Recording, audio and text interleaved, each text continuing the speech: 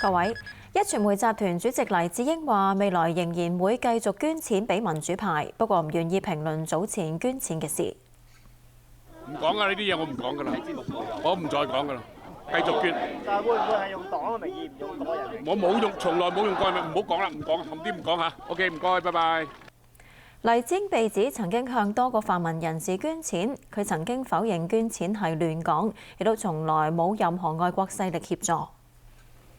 港鐵東鐵線上星期有唐狗懷疑走入路軌被剪閉事件，鐵路工會批評港鐵管理層日前回應請願人士嘅態度，為前線人員造成壓力，又要求港鐵盡快制定處理動物闖入路軌時嘅指引。港鐵回應話會成立專責小組調查事件，同時制定更清晰指引。呢節新聞提要報道完畢。